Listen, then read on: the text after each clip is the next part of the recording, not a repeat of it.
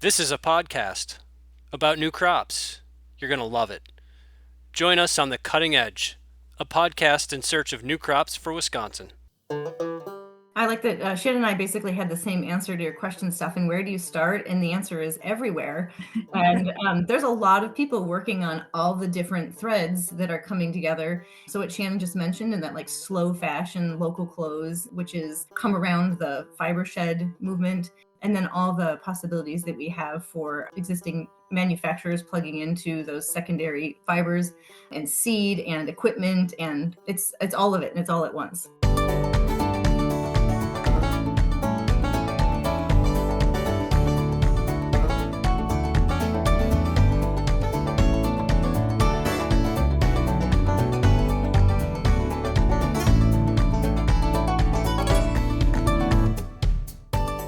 Welcome to the Cutting Edge podcast.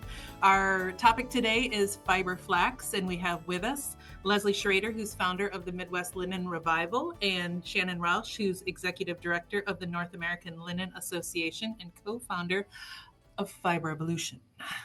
My name's Ann Cohenstrat, and I'm here with my colleague, Stefan Mirsky, and we are with UW-Madison Division of Extension Emerging Crops Program. So welcome, you two. And if you could share a little bit about yourselves and, how you came to be involved in the fiber flax industry, that would be great. So this is Leslie. Let me tell you a little bit of a story about me growing up in Waukesha, which is where, as you may know, there is Old World Wisconsin, a bunch of relocated farmsteads from early European immigrants. And the one that I remember as a school child visiting was the Pomeranian farm, which some of my people are from Pomerania, which is a country that no longer exists, but is part of Germany. And at that farmstead, they are hand processing flax. So that was the first time I saw flax being processed. And as a kid, I was interested in textiles, made clothes for Barbie. But it wasn't until I became an adult that I really got to deepen into learning hand sewing and knitting, weaving. And one day out and about with some foragers, I was introduced to wild growing bast fiber plants. So that's like milkweed and nettle, where there's fibers in the stem, the same as the flax plant. And that's when that all clicked together for me. Excellent. How about you, Yeah, this is Shannon Welsh. I live in Oregon. I was raised here. I've lived here most of my life. I live in Portland, and I work with a team that is growing flax for linen down in the Willamette Valley.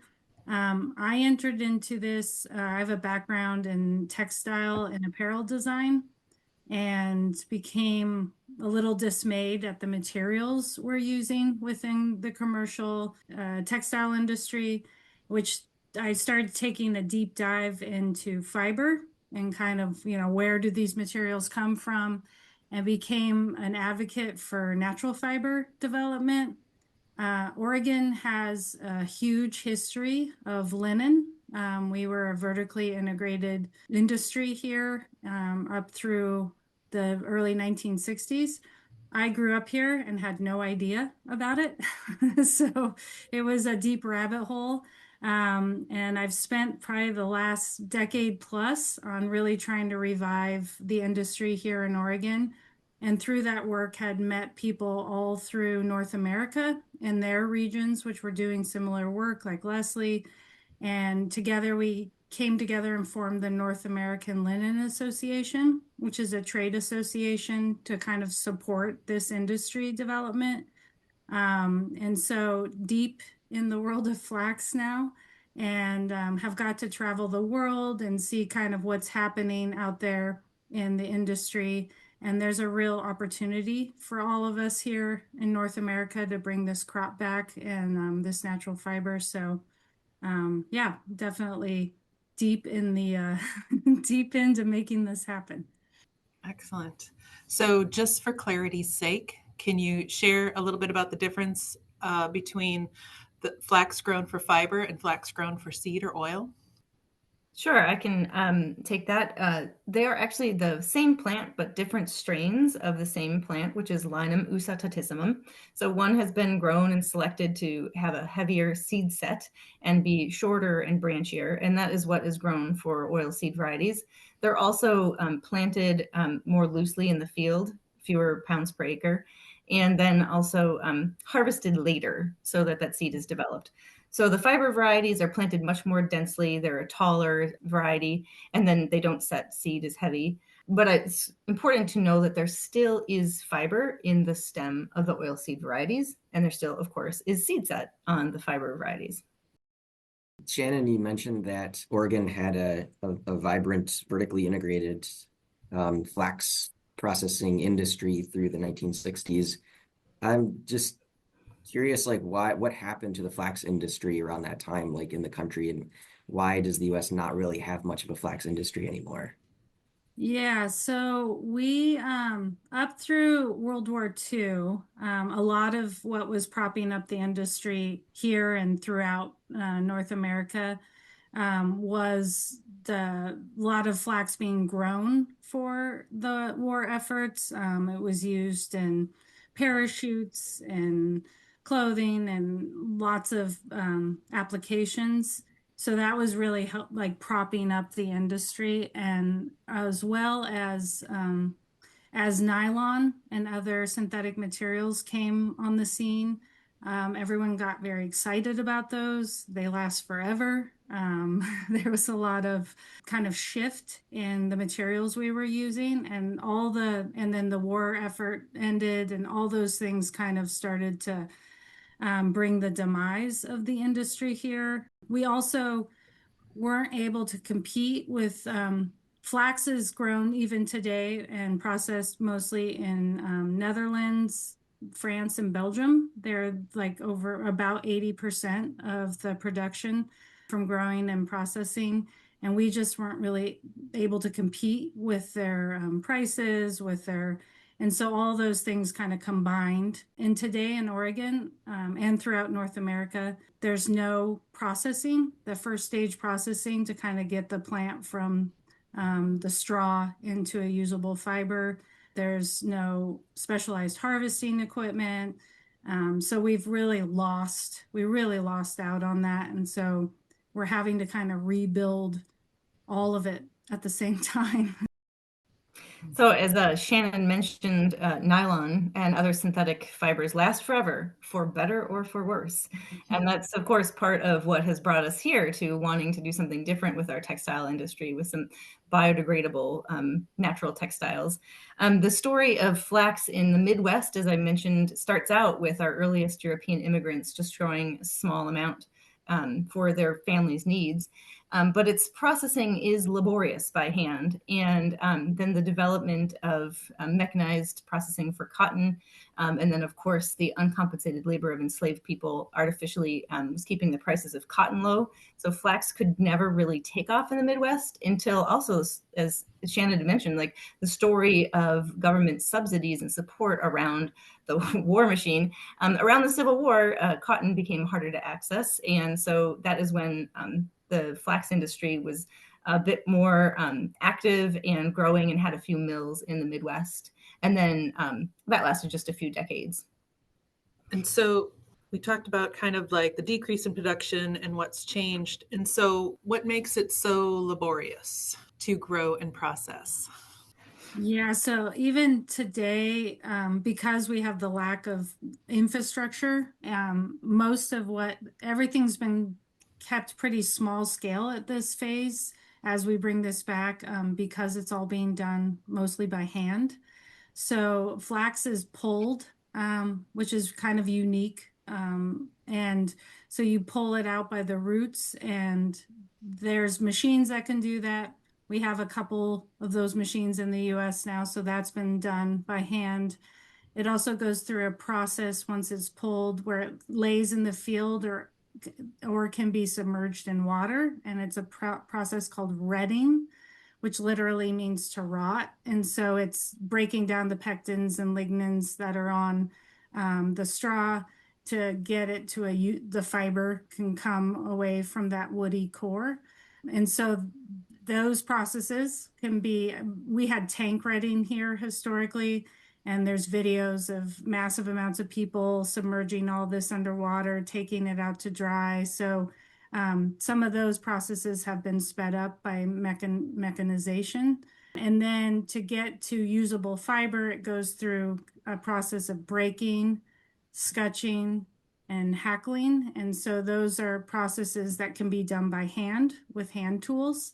And then there's also mechanized processing that can speed that up. But all those steps are kind of at play to get to a fiber that you can use. So yeah, when you think about trying to bring the industry back and scaling up from hand scale to like production scale, where do you start when trying to bring back the industry? There's so much that needs to be done, but like, what are you focusing on now? What are the priorities? Well, if I could jump in real too to add on to that, because is there another fiber crop that's similar to flax that infrastructure could be like altered or used, or is it something that's completely unique? Yeah, so in the Midwest, of course, some folks are growing hemp, which is also a bast fiber. When I talk to people in more like industrial processing spaces around hemp, they're really interested in the hurd and all of the co-products that unlocks, things like hempcrete. And then that fiber is a bit rougher and has all kinds of utility. But when we're talking about like garment grade fibers, it seems like hemp is not the one that's currently leading. And in part, it's just because linen has such a great reputation that consumers are familiar with that being a really well-wearing and beautiful fiber. For me, thinking forward, where are we going to step into expanding this growing flax and processing? I think there's two paths for the Midwest. One is the artisanal scale grower and starting small scale mechanization. And that is the kind of market scale gardens that are, 36-inch rows, 100 feet long. And it's something that could be supplemented into that like CSA farmers rotation. And then at the same time, working on the secondary fiber market for the stems of oilseed varieties. And that kind of fiber is not going to be garment grade, but has all kinds of uses in things like carpet backing and erosion control mats, and also in bioplastic composites. So that can be a whole second avenue for an oilseed crop. Yeah, and to touch on kind of how do you rebuild this? Like, where do you start with this? There has been a lot of work over the past decade on developing seed varieties that are appropriate for linen. Because we haven't been growing this, there's a real shortage of seed that's appropriate for the long line linen. So there has been different universities and independent breeders that have been working on that piece of it. So we always say you can build a mill, but if you don't have any seed, there is no, reason for the mill. And then on the more industrial side or the more commercial scale, some of that first stage processing, there are some groups throughout North America that have been actively working on this for the last handful of years. And we kind of see as those mills come online, that will start to allow people to scale up. Farmers are hesitant to scale up this crop. It's a great rotational crop. They're very interested in it. Many remember here in Oregon, they remember, some of their family members that used to grow it for the industry, but without a way to process it at scale, they're not going to grow it. So that's been kind of that chicken and egg, and I feel like all these things are have been happening over the past handful of years. And so I see a lot of potential and kind of where we're headed, and also supporting the artisans. Like Leslie was saying, there's a lot of folks around North America that have organized around kind of smaller scale, coming together, creating more efficient tools for that scale. So I think those things combined kind of help to rebuild this. I like that Shannon and I basically had the same answer to your question, Stefan. Where do you start? And the answer is everywhere. And there's a lot of people working on all the different threads that are coming together. And so what Shannon just mentioned, in that like slow fashion, local clothes, which is come around the fiber shed movement, and then all the possibilities that we have for existing manufacturers plugging into those secondary fibers and seed and equipment, and it's all of it, and it's all at once. Do you know of any research currently happening right now that would where breeders are looking at flax for bast fibers that also could be used for seed? We have worked with an independent seed breeder here in Oregon. She's been breeding dual varieties as part of her breeding program and has looked at exactly that varieties that have good fiber quality and then also have good seed production. And there is a dual variety that Oregon State had developed, I think in the 50s, and it's called Lenore. And that was one that we were able to scale up. It has no patents, royalties attached, and we could distribute that. So there's a lot of folks growing that, because it was a seed that we could scale. But that is something I know there are other breeders that have been looking into that too. Like, how, as we develop this, how could we kind of meet the needs of both? Because seed is such an issue. So if you can have more seed production and also have quality fiber, then that's a real bonus. Yeah. Mm-hmm. So what I was going to throw in there is that one of the few places in the United States that continuously has been growing flax is the Dakotas. And so I know researchers at North Dakota have a number of different varieties of seed. And although they have largely emphasized the oil seed varieties, they're in just the last few years, through conversations with and hearing the buzz around interest in fiber, that they've too been now paying attention to that in their variety selections. What scale are you seeing here in the Midwest, Leslie, of farmers that are growing flax these days, as opposed to what they did in the past? Yeah, as Shannon mentioned, right now we're growing fiber seeds at a really small artisanal garden scale. And that's because we don't have the equipment to process it beyond that. So I would strongly encourage all farmers to be curious about it, but not be ready to plant it until you have a growing contract. We need a guarantee for a destination for those crops before we're getting our farmers growing at scale.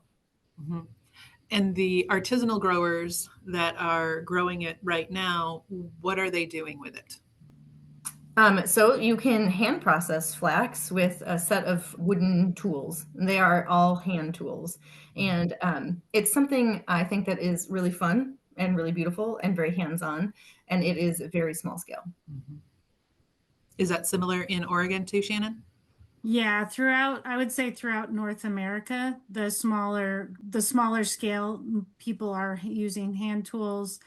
I know here in Oregon, we can work with, there's a lot of guilds, hand spinning guilds, hand weavers. So that's been a really lovely way to kind of pull the community around. They've also become some of our loudest supporters of why we need to scale this up, why we need to support the industry and manufacturing.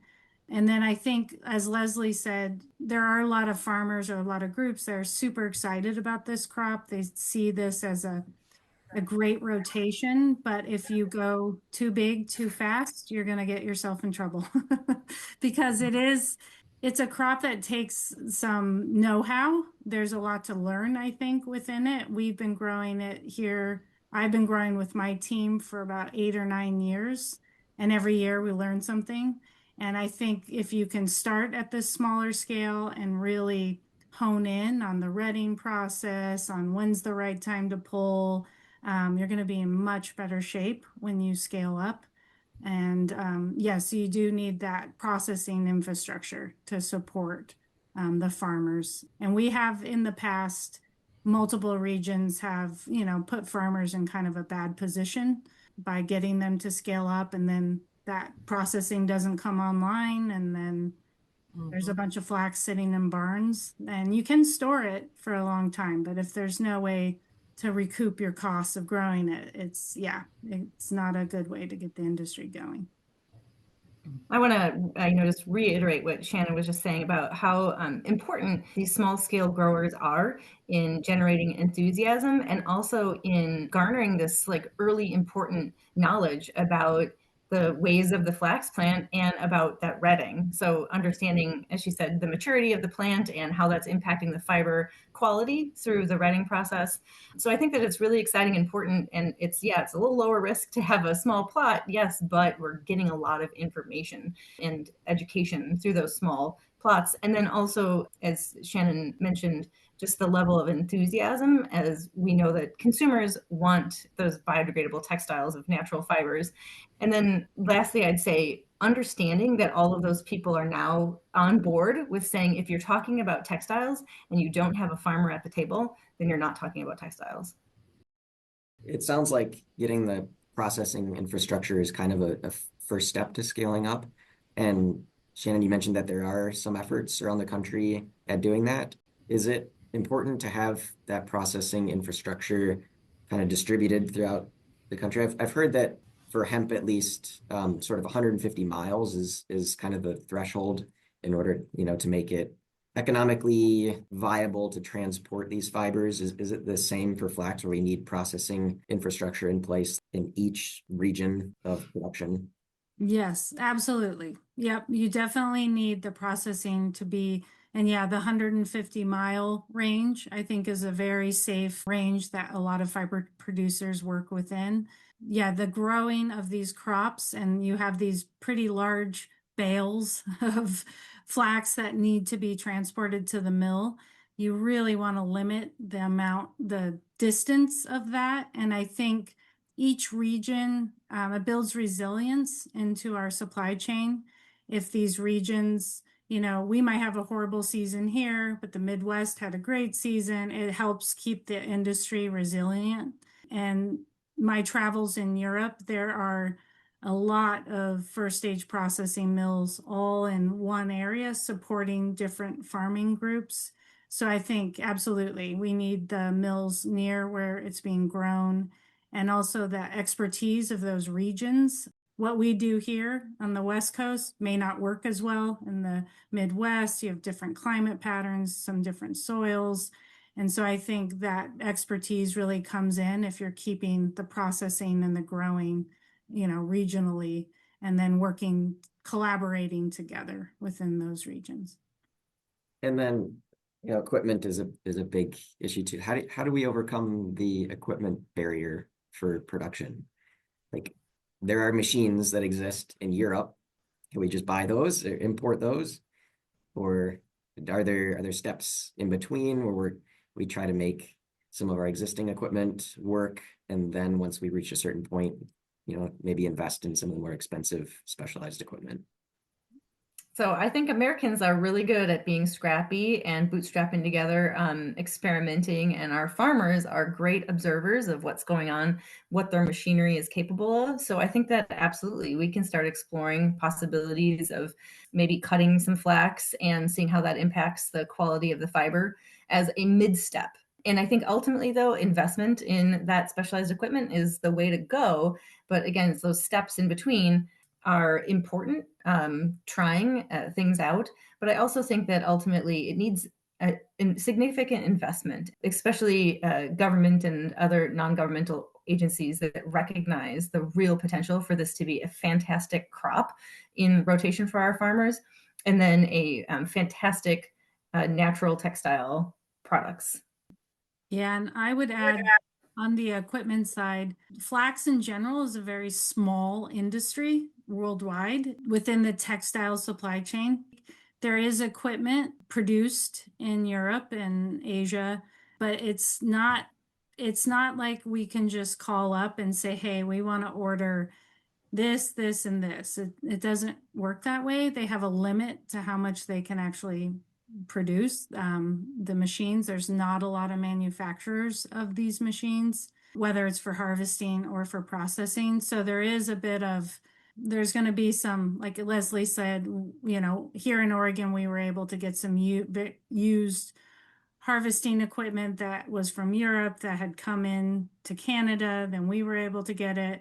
It's older. It works great. When we were in Europe, we see French farmers using very old equipment, new equipment. Like, there's kind of a mix of it. But I think at this point we're happy with whatever we can get. it's a bit of a challenge, but I think it's also an opportunity. And I do see in the future that there's no reason we can't make this machinery here. But we do feel that if we get some of it over here, we see how it works. That really opens up the opportunities. Is there any of the machinery left over from when it was, in greater production before the 60s? Or that kind of been, altered to serve another purpose on the farms? Shannon, word on the street is that you guys found some rusty stuff in a barn somewhere. Yes, we did. Here in Oregon, there was, I got a call from a gentleman that said he had some flax tools he thought we might be interested in. And in my mind, I'm thinking the hand processing tools. And he had the last mill that we had here in Oregon. So the actual scutching mill had burned down like decades ago, but he had kind of that next stage, which is the fiber preparation, which prepares everything for spinning. And all that mill was still standing. He didn't know what it was in there when he bought the property. He had no idea what was in there. He said it was covered with blackberry bushes. He got in there and was like, "What is this?" and did some digging. It's now on the National Historic Register here. It's still sitting there. There's still fiber going through all of the machinery. It kind of looks like someone left one day, turned the lights off, and it's like there's barrels of flax in there.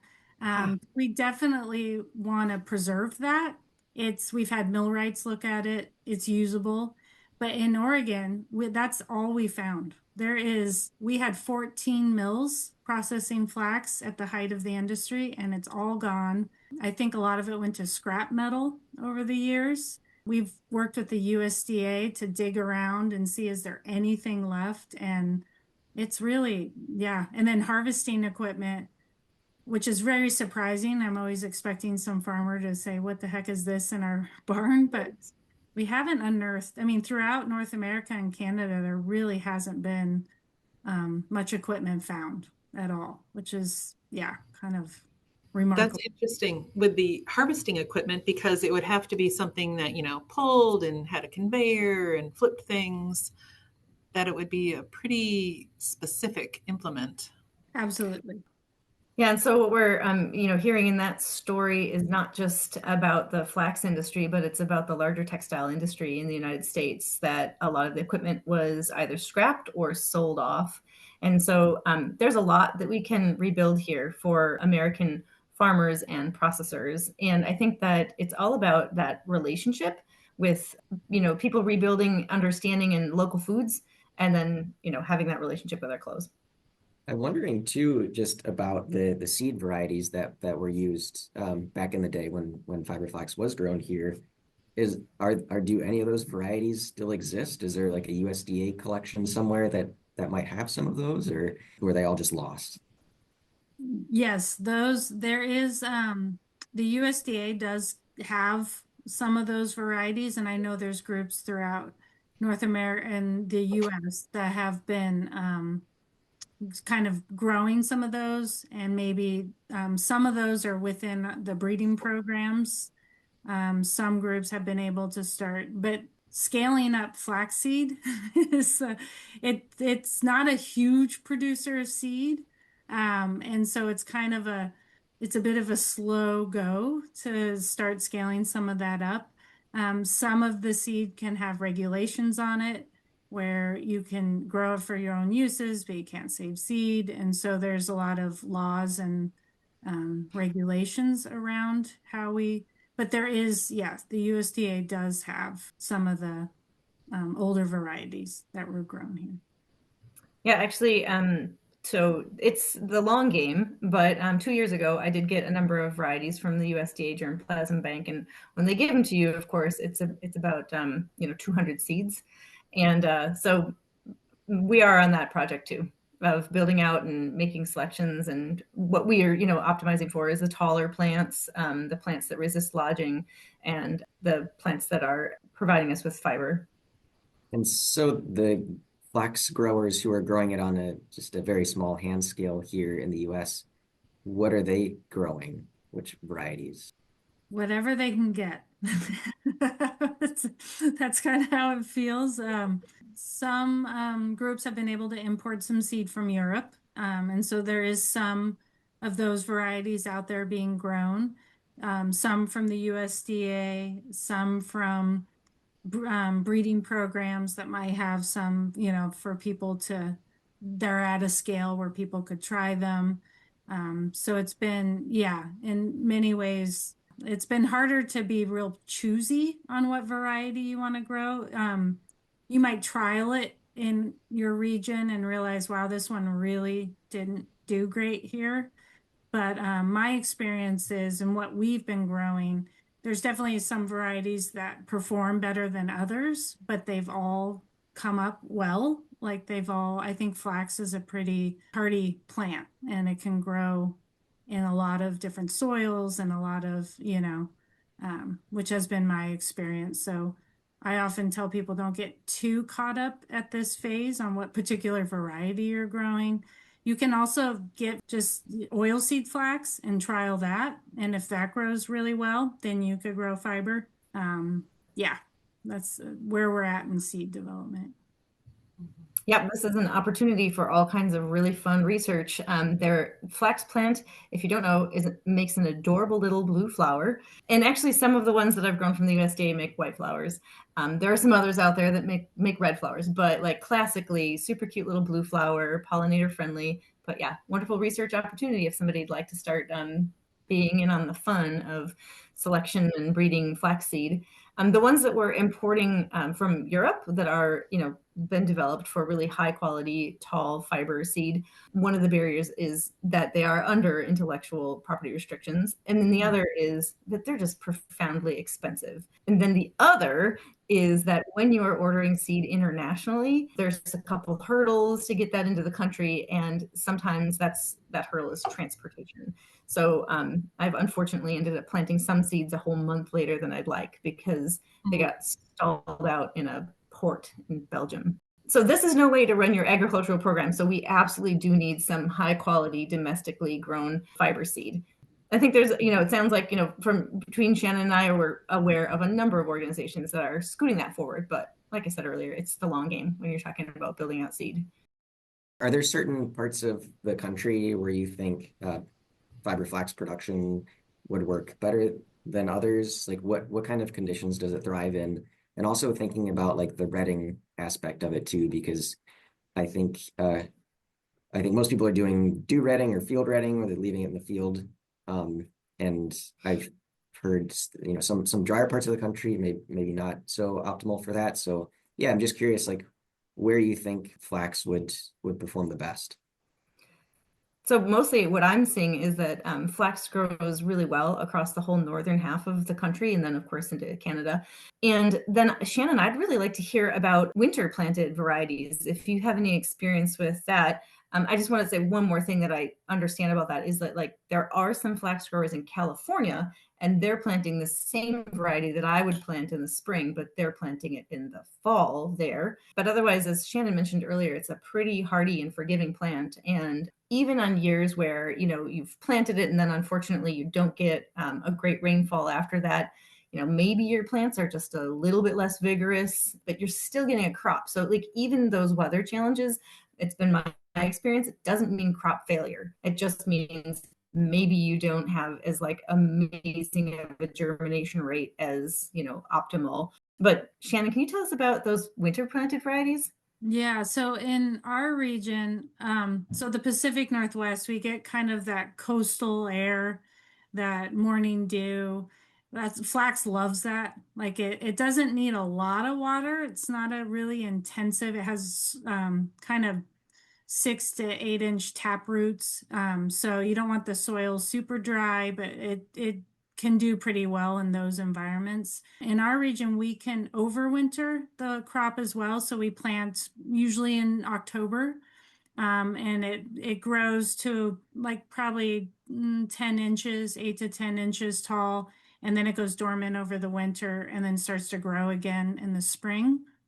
And that's been an excellent rotational crop here. We always are hurting for overwinter rotations, and farmers don't want to leave their, fields fallow. I would say over the last couple of years, our overwinter crops have looked like just perfect. They've been just beautiful. And the spring ones have done well, but it's getting warmer here in the spring. The rain is kind of ending earlier. We're getting hotter in the summer. Flax is not happy in really extreme heat. It'll still get through it, but like Leslie said, it might be shorter. You'll have some more variations to the crop. And then the retting, as you mentioned, you want it out of the field before it starts raining and doesn't stop or snowing or whatever. But you also don't want it laying out in the field and just baking in the heat with no moisture, because that's not actually creating the process you need. So I think, like Leslie said, the northern kind of half of the US has a lot of the conditions that work well with flax, and then Canada. But it definitely likes that kind of morning dew, coastal air is really, I think, when you go over to Europe and see where the bulk of it is growing, those are the conditions they have. And I think a lot of areas are looking more at overwinter, because we do have kind of changing weather conditions. And I think we've had a lot of success with it. And the overwinter flax has been very happy. Are they overwintering it in Europe on these farms? Yep. What's the days to harvest?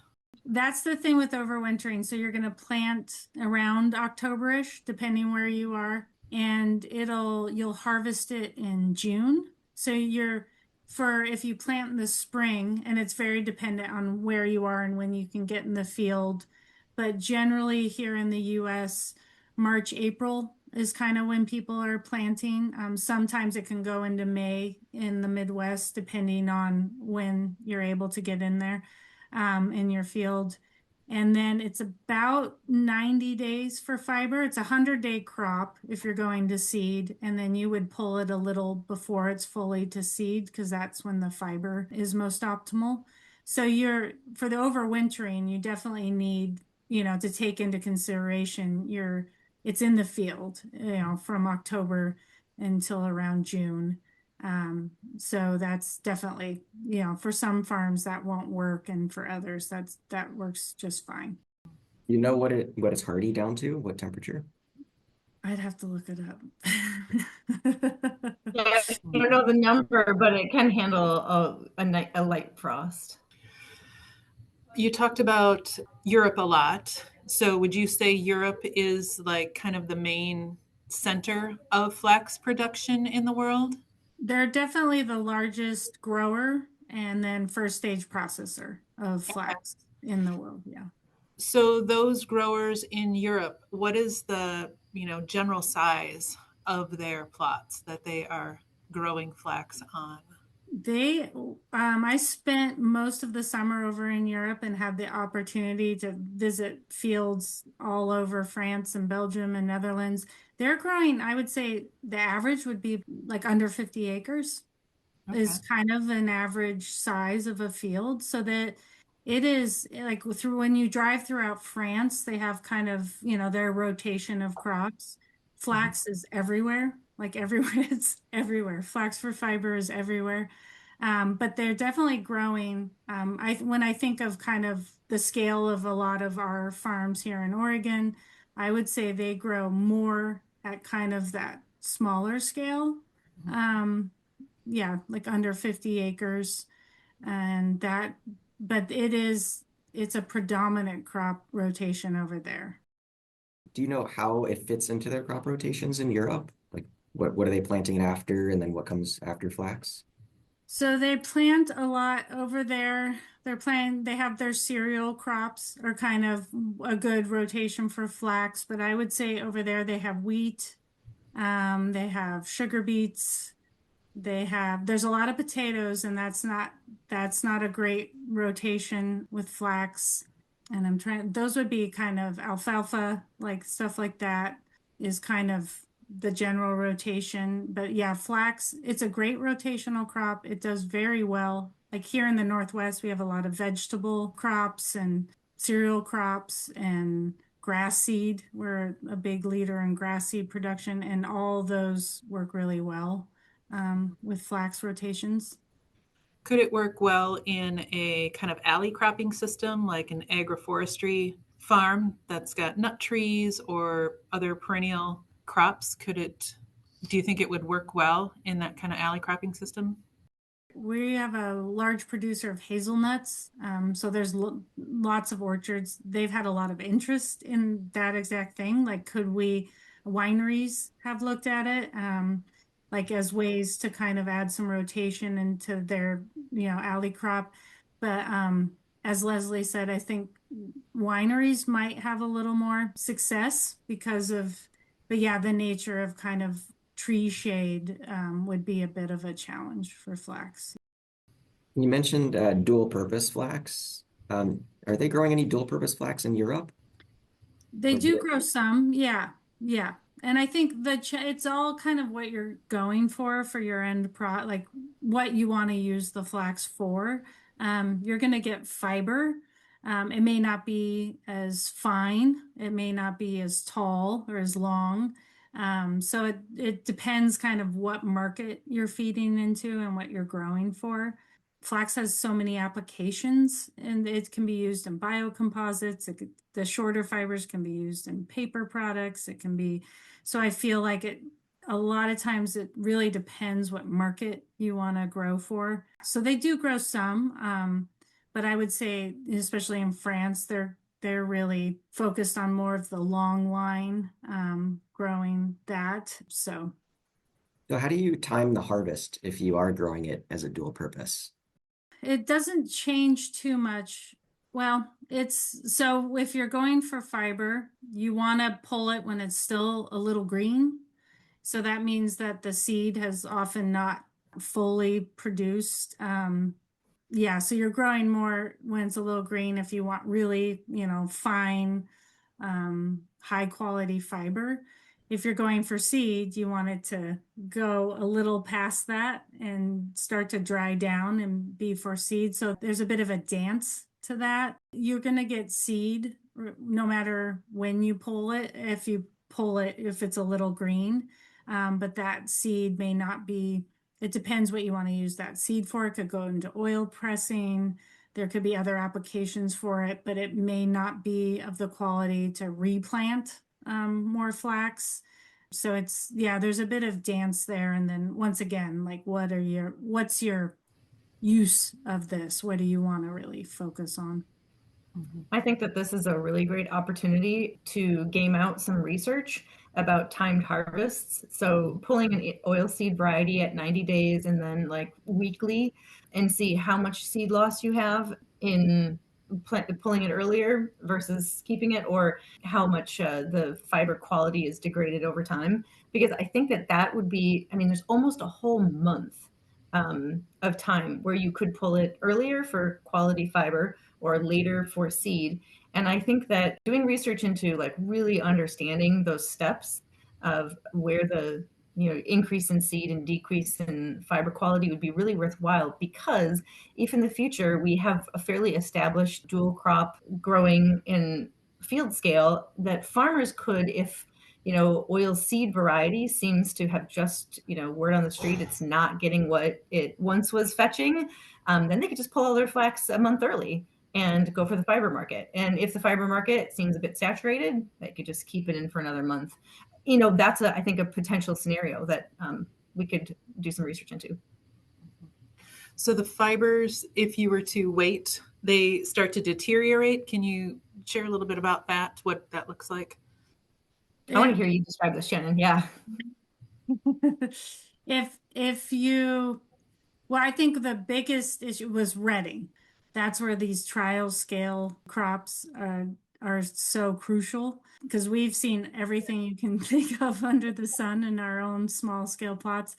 If you leave it out to ret too long, it literally rots and the fiber just breaks. There's no, it can get moldy.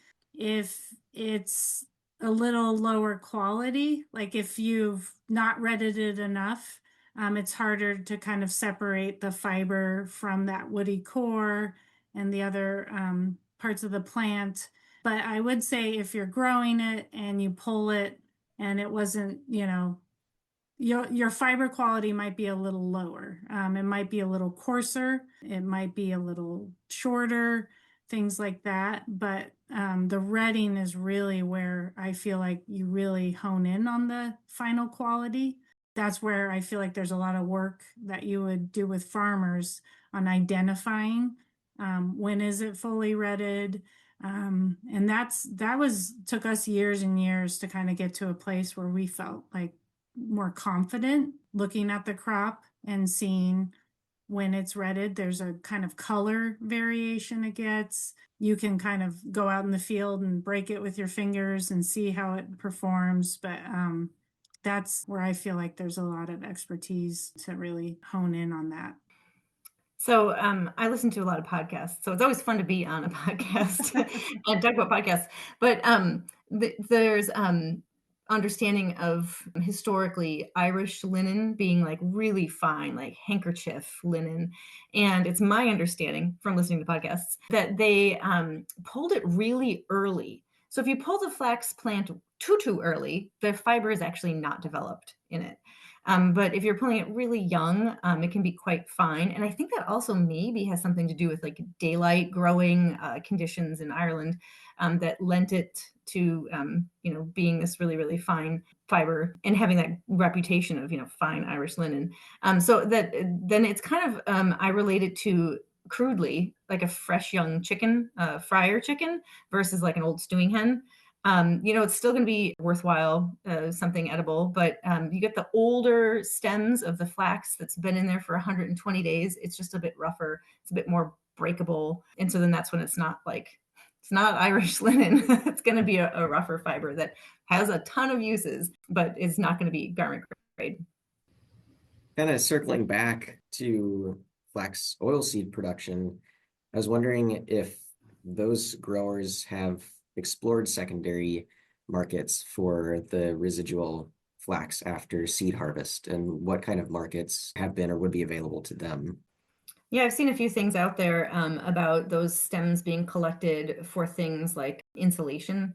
I think, interestingly, they can be used in paper, but it's all about finding that path to market and finding processing that can get it to the stage that a manufacturer wants to receive it in. So right now it's those secondary fiber markets are not yet very well developed because of that middle processing lacking. Yep, and I would agree. And I know there's a company in Saskatchewan that has built kind of a processing facility that's focused on dealing with the kind of oilseed flax straw that goes into more industrial applications. It's shorter, it's coarser, it's often not uniform, the fiber length and stuff. But like Leslie said, I think there's markets interested in this, but that kind of middle piece of processing is still quite small or non-existent in many regions. And I think that sometimes when I feel a little bit like, oh yeah, we don't have this yet, honestly, I remind myself, I'm not asking to go to the moon. These things are knowable. These things can be developed. So I think it's just simply a matter of time and investment. And again, pulling on all of those different strings where, we have consumers we know want this product. We have farmers who are, skilled, knowledgeable, ready to grow it. So yeah, we'll get there. Yeah, we say that too all the time here. We did it before. Like we're not creating something that hasn't been done. Like this is one of the oldest fibers known to man. We've done it before. We know it's possible. So it sounds like there is a lot of excitement and interest, especially on the artisan level. 5 years from now, what are you hoping for, and what do you think might happen?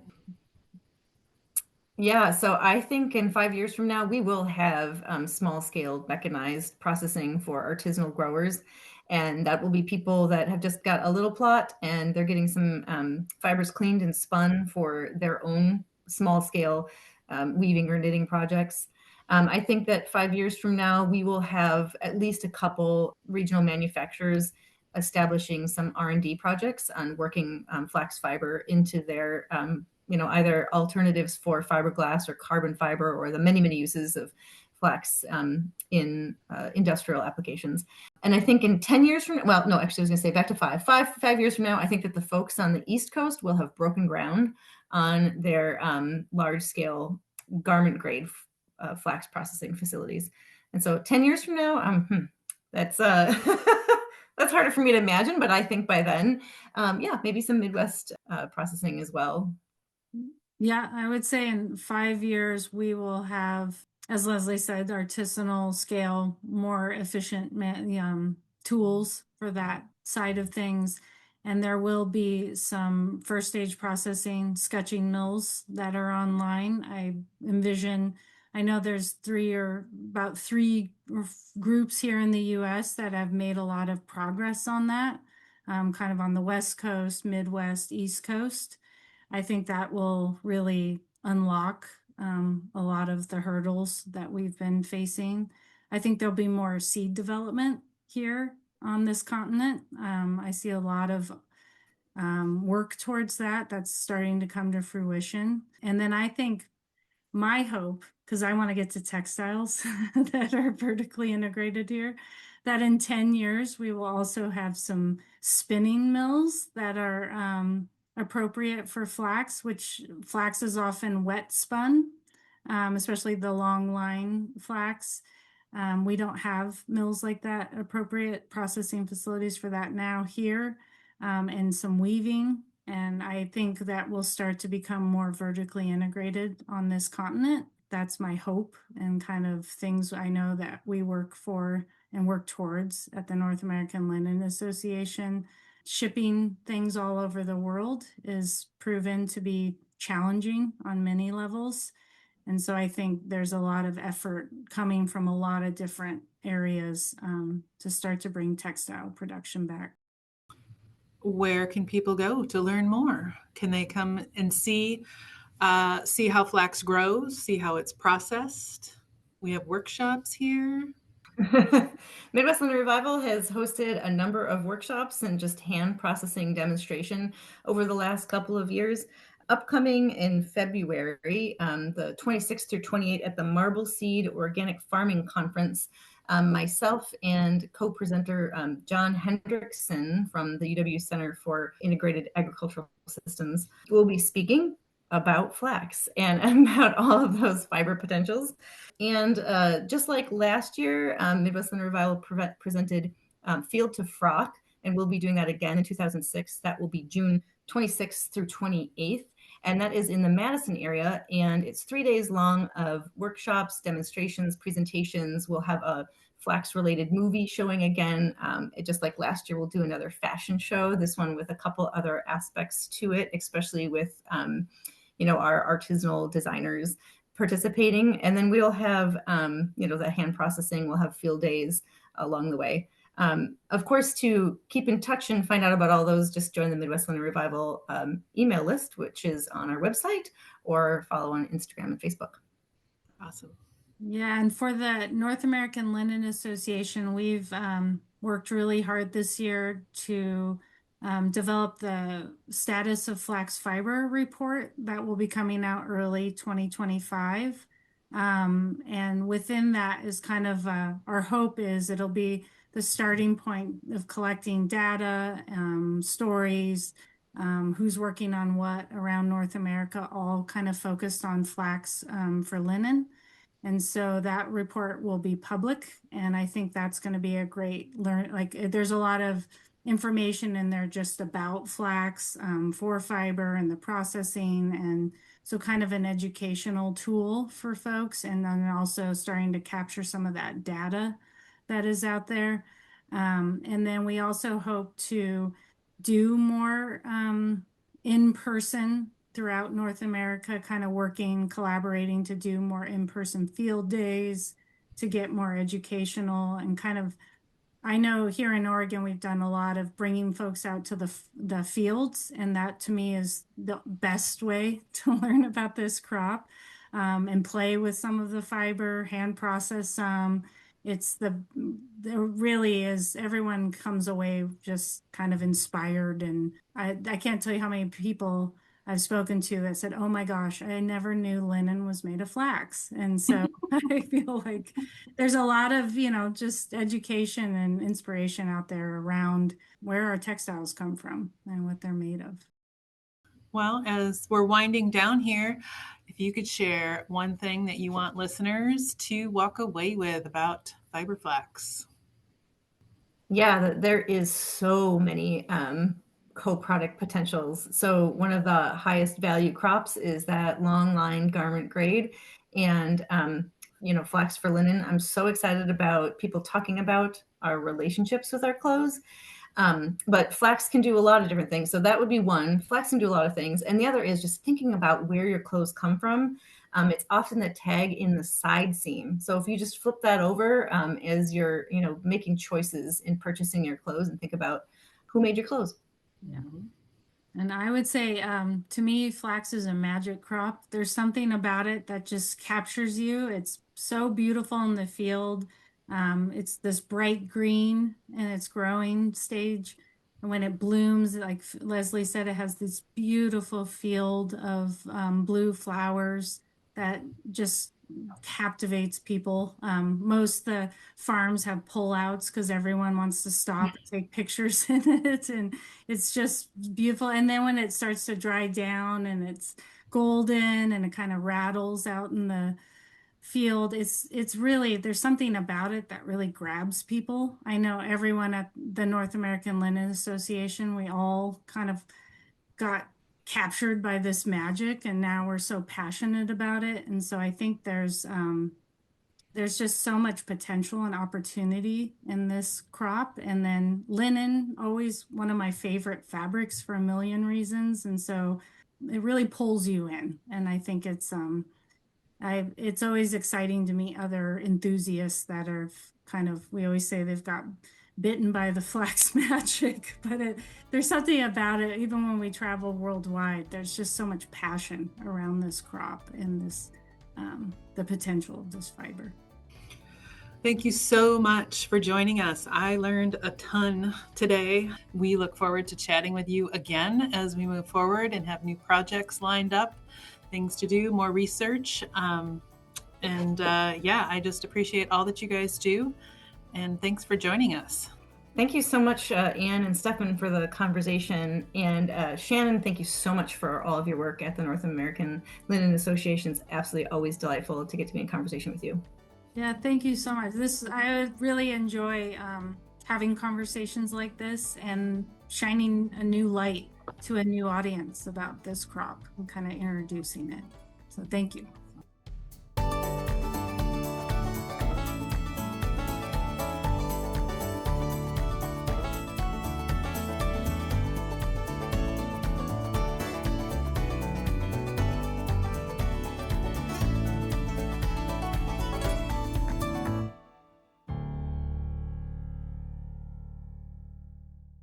Brought to you by the University of Wisconsin-Madison Division of Extension.